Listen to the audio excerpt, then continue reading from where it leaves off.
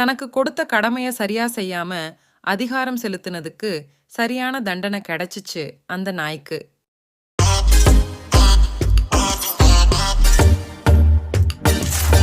இவா குட்டி. Subscribe. ஒரு மாட்டுத் தொழுவத்துல நிறைய மாடுகள் இருந்துச்சு. அந்த மாடுகளுக்கு நிறைய வைக்கோல் கொண்டு வந்து போடுவாரு அந்த மாடுகளோட எஜமானர். மாடுகளோட பாதுகாப்புக்காக ஒரு நாய் வாங்கிட்டு வந்து வளர்க்க ஆரம்பிச்சாரு அந்த எஜமானர். தன்னை மாடுகளுக்கு காவலா நியமிச்சதை நினைச்சு ரொம்ப பெருமைப்பட்டுச்சு அந்த நாய். சாப்பாட்டு நேரம் வந்ததும் தொழுவத்திலிருந்த மாடுகளை வைக்கோல் சாப்பிட அவுத்து விட்டுட்டு நிறைய வைக்கோலை எடுத்து மாடுகளுக்கு முன்னாடி போட்டுட்டு போயிட்டாரு அந்த எஜமானர். அவரு போனதுக்கு அப்புறம் அந்த வைக்கோல் மேல ஏறி நின்னு மாடுகள் சாப்பிடுறத தடுத்துச்சு அந்த நாய்.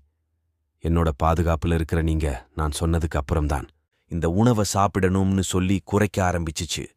கொஞ்ச நேரத்துக்கு அப்புறம் அங்க வந்து நடக்கிறத பார்த்த எஜமானருக்கு கோபம் வந்து ஒரு குச்சியை எடுத்து நாயை அடி அடின்னு அடிச்சிட்டாரு. தனக்கு கொடுத்த கடமைய செய்யாம அதிகாரம் செலுத்தினதுக்கு சரியான தண்டனை கிடைச்சிச்சு அந்த நாய்க்கு. இந்த கதையிலிருந்து என்ன புரியுதுன்னா, உங்களுக்கு கொடுக்கப்பட்ட வேலைகளை மட்டும் செய்யணும், அவ்வளவுதாங்க. Subscribe.